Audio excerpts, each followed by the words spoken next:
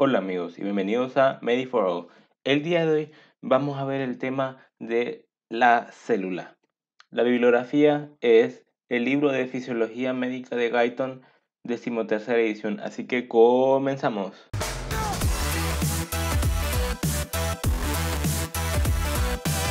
Muchos de nosotros hemos visto esta imagen y aquí a grosso modo podemos ver la estructura de una célula bajo el microscopio, que está compuesta por una membrana celular que rodea todo.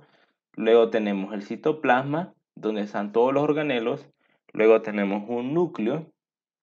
El núcleo también tiene una membrana nuclear y adentro podemos ver un pequeño círculo denominado nucleolo.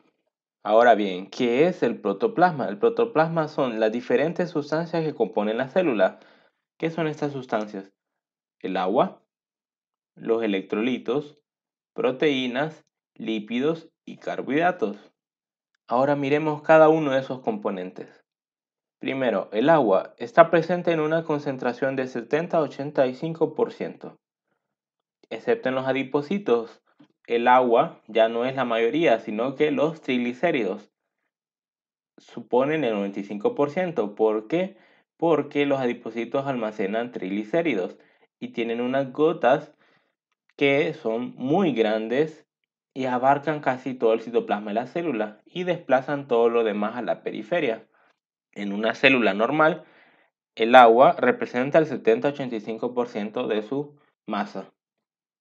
Las proteínas constituyen el 10 al 20% de la masa celular.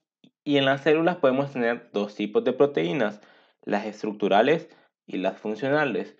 Estructurales, como su nombre lo dice, ayudan en la estructura de la célula. Por lo tanto, se van a encontrar en forma de filamentos. Participan en la formación de microtúbulos. Y tenemos proteínas funcionales, que estas ya no están en forma de filamentos. Filamentos sería como algo alargado, sino que están en forma globular, entonces en algo más redondito. E incluyen a quienes, a las enzimas que tienen una función, ¿verdad? Que es catalizar reacciones químicas y a menudo son móviles, a diferencia de las estructurales que se deben quedar en su sitio. También la célula está compuesta por iones, principalmente el potasio, el magnesio, fosfato, sulfato, bicarbonato. Y adentro de la célula tenemos cantidades más pequeñas de sodio, cloro y calcio. Lípidos son muy importantes, tanto los fosfolípidos como colesterol, pero solo suponen el 2% de la masa celular y son insolubles en agua. Y los carbohidratos desempeñan un papel muy importante en la nutrición de la célula. También forman parte de glicoproteínas, en la parte de glico, ahí están los carbohidratos, suelen suponer el 1% de la masa total, excepto en células que necesitan mucha energía, como en cuáles, como en las células musculares, donde suponen el 3%, o en los hepatocitos, que almacenan los carbohidratos, donde suponen un 6%. Y estos carbohidratos se van a almacenar en forma de glucógeno. La célula tiene una membrana celular o plasmática. Ya dijimos que es lo que rodea toda la célula. Tiene un grosor de aproximadamente 7.5 a 10 nanómetros. Está compuesta de un 55% proteínas, que son estas estructuras grandes, un 25% por fosfolípidos, que son esas estructuras del medio, donde tienen una cabecita y unas colitas.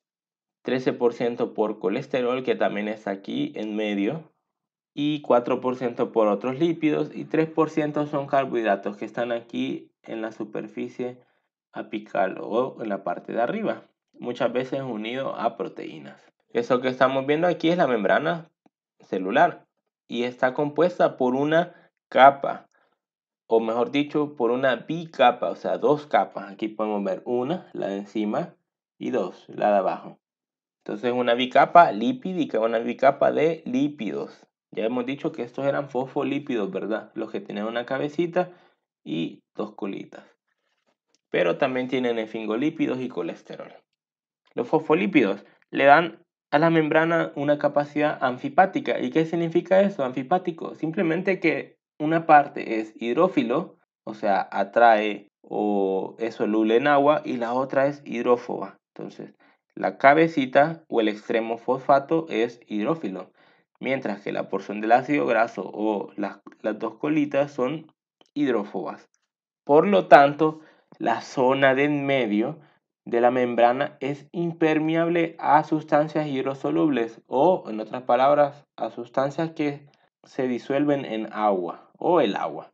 Entonces, aunque puede haber agua que entra por la cabecita, porque es hidrófila, una vez que llega aquí a donde se unen las dos colas, que es una parte hidrófoba, aquí ya no van a pasar. Entonces, ¿qué es lo que no va a pasar? Los iones, la glucosa y la urea, pero sí es permeable a sustancias que tienen un peso molecular muy pequeño, como el oxígeno, el dióxido de carbono y el OH o grupos alcohol.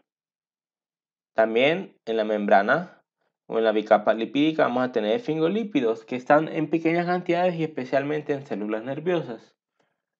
Y el colesterol, que es muy importante. ¿Por qué? Porque determina el grado de permeabilidad y controla la fluidez de la membrana. Vemos que en la membrana celular se encuentran intercaladas proteínas globulares que pueden ser tanto integrales como estas o periféricas. ¿Cuál es la diferencia entre una proteína integral y una periférica? La integral va a atravesar toda la membrana, mientras que la periférica no. La periférica solo va a estar en una parte de la membrana, no la atraviesa toda. Las proteínas integrales componen canales, o también llamados poros, para agua y iones, donde pueden atravesar fácilmente. Pueden ser también proteínas transportadoras, enzimas o receptores de productos químicos hidrosolubles, por ejemplo, hormonas peptídicas. Las proteínas periféricas, que en este caso serían solo este circulito o este circulito, fíjense que solo están en una parte, mientras que la integral atraviesa todo. Entonces la proteína periférica se une con frecuencia a las integrales, como podemos ver aquí, una integral unida a una periférica, actuando como enzimas o controladores del transporte de sustancias a través de los poros. Ok, ya vimos los lípidos que estaban en la membrana y las proteínas. Ahora miremos los carbohidratos, que los carbohidratos están combinados con proteínas o lípidos en forma de, si se unen a proteínas, son glucoproteínas, como podemos ver aquí, cadenas de hidratos de carbono unidos a una proteína, o si el carbohidrato se une a lípidos, se llama glucolípido. Entonces la porción gluco siempre va a protuir o va a salir al exterior de la célula, como podemos ver aquí. Una proteína unida a un carbohidrato y el carbohidrato siempre sale hacia afuera, porque aquí abajo sería la parte interior de la célula. Toda la superficie externa de la célula contiene un recubrimiento débil de carbohidratos que se conoce como glucocáliz, que tiene principalmente una función de unir una célula con otra. Otras funciones de los carbohidratos de la superficie exterior son: proporcionan a la célula una carga negativa, actúan como componente para receptores de hormonas, por ejemplo la insulina, y también participan en reacciones inmunitarias. Ya hemos visto la imagen y aquí tenemos el citoplasma. Entonces, todo el líquido gelatinoso donde se dispersan las partículas se llama citosol. Entonces, el citosol está dentro del citoplasma y es la parte líquida.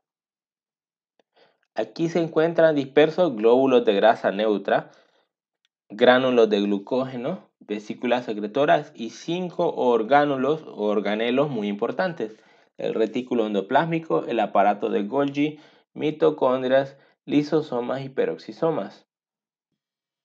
El retículo endoplásmico es una red de estructuras, ya lo habíamos dicho aquí, una red de estructuras, un conjunto de estructuras vesiculares, o sea que contienen algo, que son tubulares, forma tubular y plana.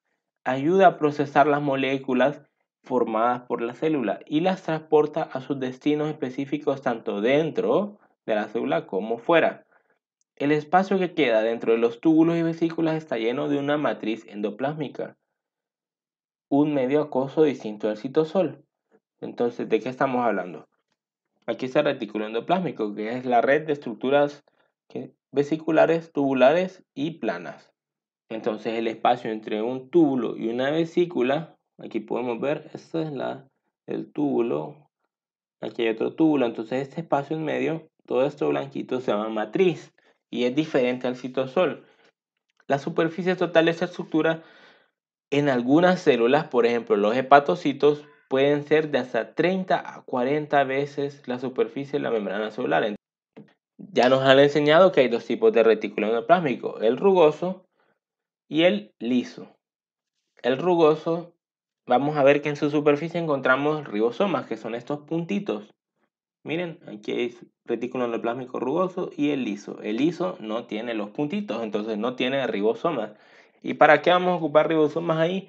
Porque los ribosomas van a sintetizar nuevas proteínas para la célula. En cambio, el retículo endoplásmico agranular o liso no va a tener ribosomas, por tanto no va a producir proteínas, sino que va a producir lípidos o sustancias lipídicas. Otro organelo importante que mencionamos fue el aparato de Golgi, que lo tenemos aquí arriba.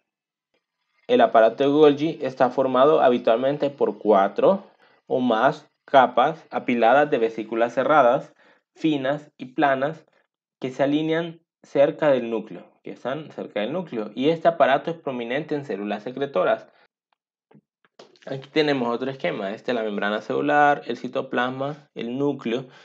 Al lado del núcleo tenemos el retículo endoplásmico, aquí está el rugoso, el que tiene los ribosomas, y pues producen las proteínas, y el liso produce los lípidos, y luego tenemos aquí el aparato de Golgi, con sus 4 capas de vesículas planas.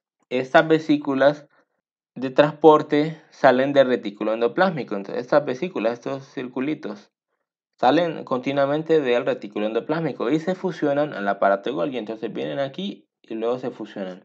Estas sustancias luego son transportadas y se procesan para formar lisosomas, vesículas secretoras y otros componentes que se van a necesitar en la célula. Los lisosomas son organelos vesiculares que se forman por la rotura del aparato de Golgi. Entonces ya dijimos, el aparato de Golgi se empieza a romper y libera vesículas y otras cosas. Aquí tenemos los lisosomas.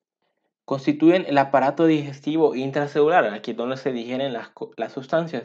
Contienen altas concentraciones de enzimas hidrolíticas, hasta 40 tipos diferentes de enzimas de tipo hidrolasa. Aquí tenemos un lisosoma, ya dijimos un organelo vesicular, tiene membrana que evita que las enzimas salgan al exterior. En cambio, el peroxisoma es físicamente similar a un lisosoma, pero tiene una diferencia, que estos no vienen del aparato de Golgi, no, porque los lisosomas vienen del aparato de Golgi, sino que los peroxisomas vienen o proceden de la autorreplicación del retículo endoplásmico liso. Contienen oxidasas en lugar de hidrolasa, entonces la enzima en el peroxisoma es oxidasa y en el lisosoma es hidrolasa. Ok, el peroxisoma es capaz de combinar el oxígeno con los iones de hidrógeno para formar peróxido de hidrógeno. El peróxido de hidrógeno es una sustancia muy oxidante que actúa junto con una catalasa para oxidar muchas sustancias que de lo contrario serían venenosas para la célula. Aproximadamente la mitad del alcohol que ingiere una persona se detoxifica en acetaldehído. ¿A dónde? En los peroxisomas que están en los hepatocitos. Otra función importante es que catabolizan los ácidos grasos en cadena larga. Las mitocondrias, conocidas como el centro neurálgico o central eléctrica de la célula. Sin ella, más del 95% de la energía de la célula que se libera de los nutrientes desaparecería inmediatamente. Se encuentra en todo el citoplasma y su número varía de menos de 100 hasta varios miles.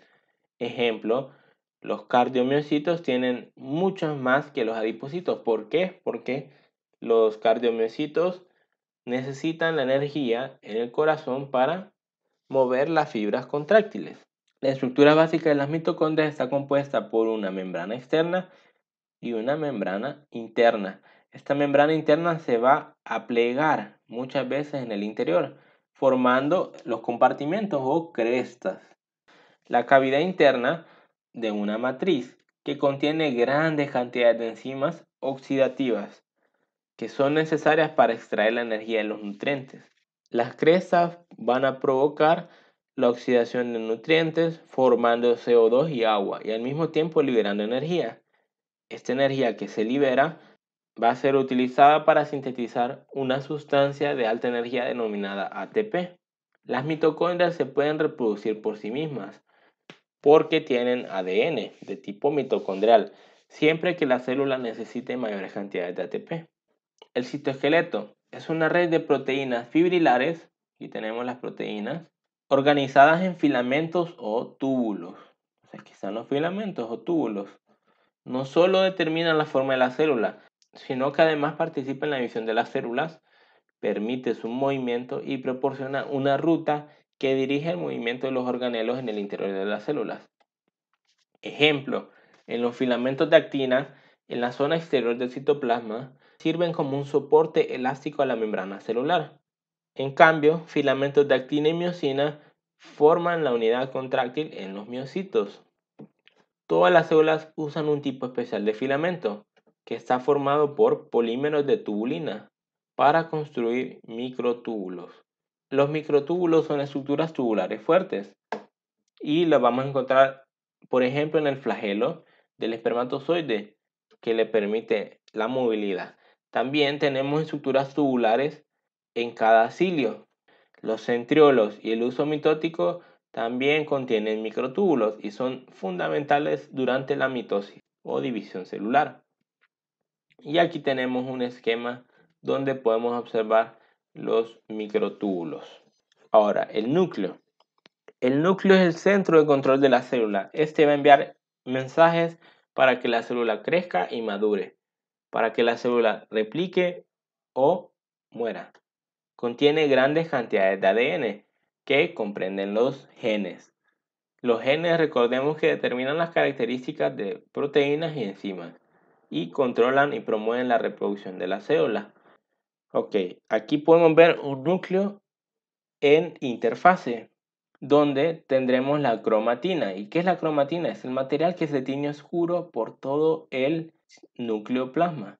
Y durante la mitosis la cromatina se va a organizar en forma de cromosomas. Los núcleos contienen una o más estructuras que se tiñen intensamente al verlas en el microscopio. Esto se llama el nucleolo. Aquí hay una gran cantidad de ARN y proteínas y no tiene membrana limitante. El nucleolo aumenta de tamaño cuando la célula está sintetizando proteínas activamente. Los genes de ADN de los cromosomas dan lugar a la síntesis de ARN, parte del cual se almacena en el nucleolo. Entonces la función del nucleolo es almacenar ARN. La mayoría se transporta hacia afuera a través de los poros nucleares hacia el citoplasma. Entonces otra parte muy importante del núcleo es que tiene poros nucleares que permiten la salida y entrada de sustancias. Entonces cuando el ARN sale del núcleo, se usa junto con otras proteínas específicas para ensamblar ribosomas. Y ya vimos que los ribosomas servían para formar las proteínas. La membrana nuclear consiste en dos membranas compuestas por una bicapa. Entonces tenemos membrana nuclear. Entonces la membrana externa es continuación del retículo endoplásmico. Y el espacio que queda entre las dos membranas, entre la membrana externa e interna, es continuación de la matriz endoplásmica. Varios miles de poros, que son esos espacios, atraviesan la membrana nuclear y cada poro mide solamente 9 nanómetros de diámetro, tamaño suficiente para permitir que moléculas de un peso molecular de hasta 44.000 daltons la atraviesen con facilidad. Y aquí tenemos una imagen electrónica donde podemos observar los poros nucleares. Podemos ver las dos membranas, la membrana nuclear externa, que es continuación del retículo endoplásmico, y la membrana nuclear interna. Siempre que te sientas triste, recuerda que hay miles de millones de células en tu cuerpo, que lo único que les importa eres tú. Así que espero te haya gustado. Si el video te ha parecido interesante, nos puedes ayudar con un me gusta, suscribiéndote y nos vemos en un próximo video. Adiós.